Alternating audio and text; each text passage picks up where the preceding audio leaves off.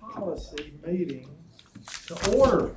I hope y'all have had an opportunity to look at the minutes. I'll make a motion. Second. All in favor? Aye. All right, thank you. Chief Clark. Sir. Have something to follow along with when I got on here. So, should have done it beforehand. Sure.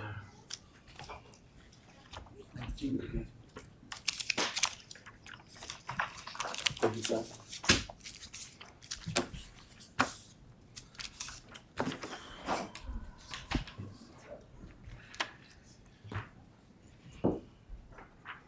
All right, one of the things we've been working on for the fall is working with a lot of our private property owners in some of our areas that we have problems with, mostly at night, that are routine parking lots, and a lot of it's private property that we don't have the authority to go on and do anything about. One thing in discussing this with a lot of our record tow companies is the rates on non-consensual tows, and listening to some of the problems that they have with non-consensual tows. And also, in the last inflationary period, the pricing of running those tow trucks during those times is something that was proven prohibitive for a lot of them doing contracts and being active and helping private property owners keep their private property cleared of trespassers and trespassing vehicles. Speaking with them and going back and just looking at their operational cost and things, trying to get something that is a little more in line with market value with what they're doing, and also looks out for the interest of our citizenry. Just coming up with new fees. This is just non-consensual towing rate adjustments, where if a tow company's got a contract in an apartment complex and they go out and tow, we made some changes to the previous law or the ordinance to allow them to have stickered and marked, and trying to protect the citizenry, but also giving the property owners the right to control their property a little bit better. This helps them get those contracts and get a little bit more help from the towing companies in dealing with those things. The second page there is the current ordinance. What's highlighted is what's changing if you want to compare the $160 tow rate coming up. It's about a 19% increase to a maximum fee of $190 for lightweight vehicles, and then medium vehicles, which would be like delivery trucks and things like that. Over 7,000 pounds would be going up to $250. And storage fees, and keeping all the regulations as far as the limitations on making the first 24 hours free for storage fees to keep them from increasing fees on top of people. The other thing is when they have to come back out, under the current ordinance, they could not call a call-out fee, even if someone was too intoxicated to pick up their vehicle. Even if they paid it, the regulation was having to call us to come out and determine that no, that person cannot have a vehicle released to them. They were basically providing a free service. They'd come back out 4:30 in the morning. They wouldn't be getting any. They wouldn't be able to get any paid. They're just coming from home, and then they're not even able to release the car. They're still having to do it the next day. To have that release fee from our rotation chart of $75 after hours added to them. And that is only in the case if they don't have record drivers on duty and nobody's at the lot, even after hours. If they're still out pulling and they come into the lot and they can meet somebody, then they're not going to charge them with the call-out fee. It's only if they respond from an off-duty status. And it's just, you just look on there and see if there's anything you got a question about on those fee adjustments compared to the current statute. I'll be glad to try to answer. Are these on a rotation? This is not the rotation rates. Rotation rate is a separate fee schedule, and I'm still working on addressing that with the rotation companies and looking at some stuff, because right now our rotation rates are actually the lowest in the county. So that's something that I'm trying to work with the different companies and get their suggestions and look at their operating costs and making sure that we're fair to all our citizens, including ones that are getting their cars towed, but also the ones that are having to tow their cars. I presume a lot of the folks getting towed are from out of town? There are a good number of out of town, and the good thing, I've been meeting with a lot of our local property owners, especially in the area right around campus, especially I know the strip's been a big topic down in there, and implementing some of the changes in the towing ordinance and working with tow companies to help us to relieve a lot of the loitering issues, a lot of the trespassing issues and things like that create a lot of the problems down there when we get into the fall. This will create some more activity between the private property owners being able to contract and finding willing contractors who are willing, able to run, and they can set, you know, if it's a parents' weekend, they can tell their tow company, hey, we don't want to, you know, we're trying to make it for just where it's events where we're having problems of large groups gathering up on private property where we're, you know, overwhelmed with after game stuff and we don't really have the units to respond quickly, and you've got people who are going out there and can't go to their car because they got, you know, 20-something people in a parking lot out there, you know, drinking and having a fun time in their parking lot. This at least allows the record company to come in there. If they see them towing, they will move. And that will actually help us address that problem as one of our phases in trying to make sure we got a safe entertainment area down there around the campus. Chief, I'm smiling because years ago, Billy Joe Mott, you know, he used to tow free New Year's Eve. He'd tow you home. Yeah. And so you wouldn't have to go to the towing lot, but as a New Year's present, he would tow you in your car home. I don't know how I'd react at 2 o'clock in the morning if I saw somebody towing somebody that was drunk in their car down the road. I think they would be DUI. It sounds like a great service. If they're behind the wheel, they might be technically DUI. I was fixing to say, I don't know where that falls, but I think as long as he's hooked to the record, we might cut him a He break. did it for free as a service to keep people from drunk driving. Well, I know with this, I know, you know, in different areas you hear, you know, predatory towing rates and things like that. I don't want to encourage that. That's just wrong. I don't want our citizens to have to deal with that. Our record companies here, I think, as far as for our metro area here and the record companies that are in here, by and large, we have a very professional record company crew. They do a great job, and they're work hand in hand with public safety. We can't keep the streets cleared with them when we're having wrecks. They help us out tremendously, and they do a lot of service, and they do have to, with increases up to a lot of places 60% on some of their operating costs. They need to operate. Right. So, you know, I'm just trying to find something that's fair to them and fair to our citizens. Thank you. I'll make a motion. Second. All in favor? Aye. All right. Thank you, Chief. Thank you, Jim. Mr. Pond, sir. Yes, sir. So this is a downtown riverfront overlay district application today at 2315 14th Street. So Hope Point Crisis Center is the petitioner. They're petitioning to construct an 11,000 square foot addition to an existing building at that location. So you can see that's just south of the Vandegraff Mansion, across 14th Street, just south of the Vandegraff Mansion. That existing green roofed building that you're probably familiar with off of Greensboro Avenue. Here are some photos from this is 14th Street, and this is from Greensboro, and then just the parking lot area adjacent to it.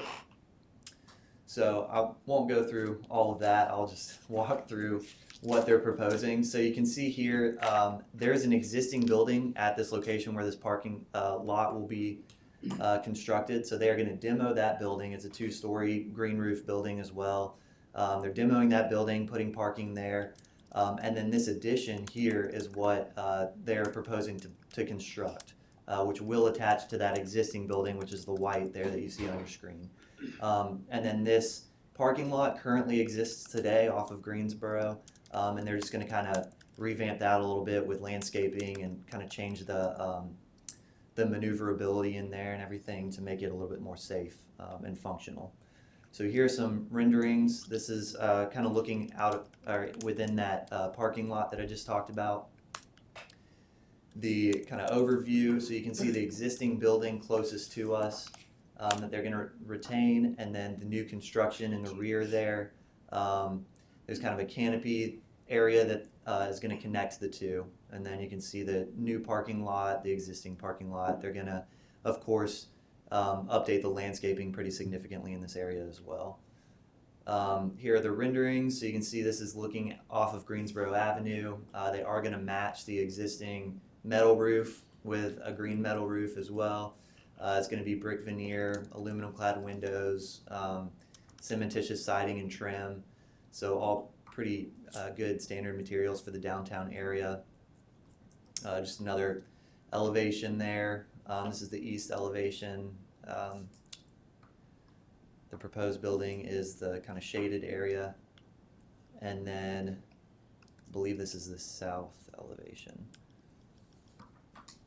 But yeah, if you have any questions specifically related to I've the met with these design. folks and I'm excited about what they're gonna be doing there. It looks good to me.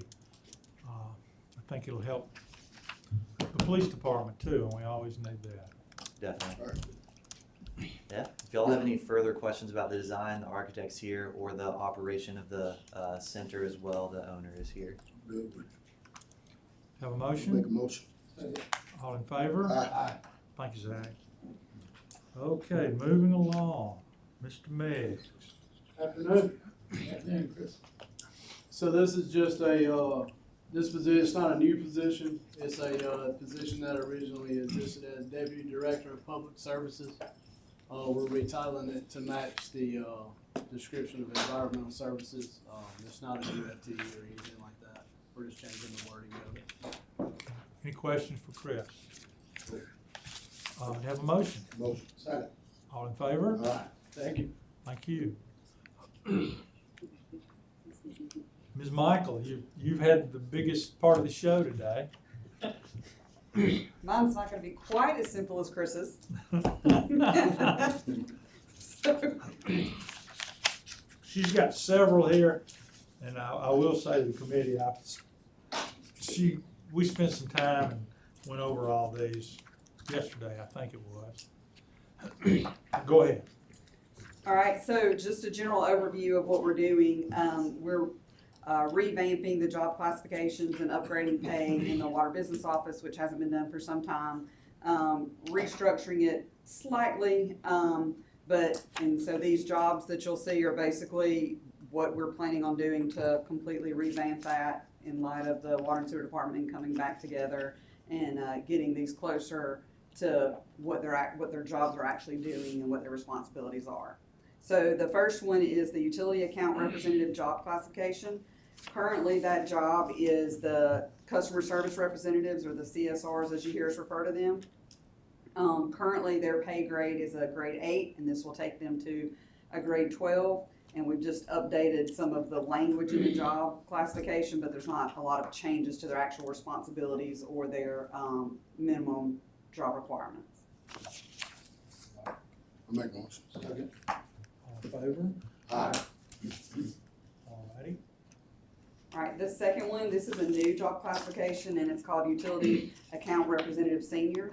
And so it will be a pay grade 14, and what this one would be is that once you've been a utility account representative and you've met certain goals and certain time frame that you've been with the city and you've passed certain tasks, you could be promoted to this particular position.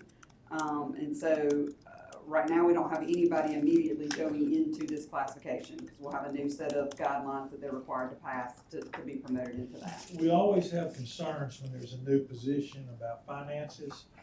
I think perhaps you've taken care of that for us. Yes, sir. So, well, this one, it wouldn't be a new position. So if you're, it would be a promotion for an existing position. And I can, if you want me to go ahead and brief the overall, and I did tell you wrong yesterday, we have one position that we originally requested to help offset this, and it's called the IPS Logistics Coordinator. And so the overall cost of this increase for all of these positions is $81,567. We've accounted for it in this year's budget, but we will be having to account for it in FY24. And I understand you're in the process of doing away with one Yes. position. But since we did the original financial analysis with these, we've identified 2 additional positions that we will also be using to offset this one, and then another position that you'll see in about a month. Okay. I make a motion. Second. All in favor? Aye. Alright. Billing and collections. Is that next? No, the next one is gonna be the utility account representative supervisor. Okay. Okay, sorry about that. Okay, so, this one again is a new position, a new created position. However, we have existing personnel that will be moving into this. So their title right now is Customer Service Representative Senior. And they've been acting as supervisors, so they will be put into this position, and so this position will be a pay grade 18. Any questions? Motion. Second. All in favor? Aye. Now we can talk about billing and collections. Yes. So, this particular position, again, the billing and collection specialist, this again is two existing employees that are currently doing this job, but their titles are accounting, I'm sorry, let me look at the name of this. What is it called? Accounts payable. And so, and their supervisor's job title is actually billing and collection supervisor. So we're mirroring their job titles to that, so they're billing and collection specialist. And then we did update some of the responsibilities that are in this to do more of a collections role as well, and it's going from an 11 to a 14. Okay. Motion. Second. All in favor? Aye. All right. Again, billing and collection specialist. Yeah, and this one is the collection specialist senior, so again, there'll be certain tasks and timelines that they have to be able to meet and pass before they can be promoted into this position, so they could potentially go from a 14 to a 16. Any questions about this? I make a motion. Second. I just want to make a comment before we vote. I know there's a lot said about billing and collections and different things. I appreciate your efforts in straightening all this out. And if there happens to be anybody watching, they need to know that there's a lot being done to straighten this out. Well, and it's a big team. It's not, I can't even sit here and pretend to take credit. We have a good team of folks that are working really hard on this to try to get it back to upright, to where the public has more trust in us and what we're doing, and And I You're truly trying very hard. appreciate that. How many customers do we have? we have 56,000, between 55, 56,000 meters. So Residential or? that's all of them combined. All right, we have a motion and a second. All in favor? Aye. All right, that passes. Number 9.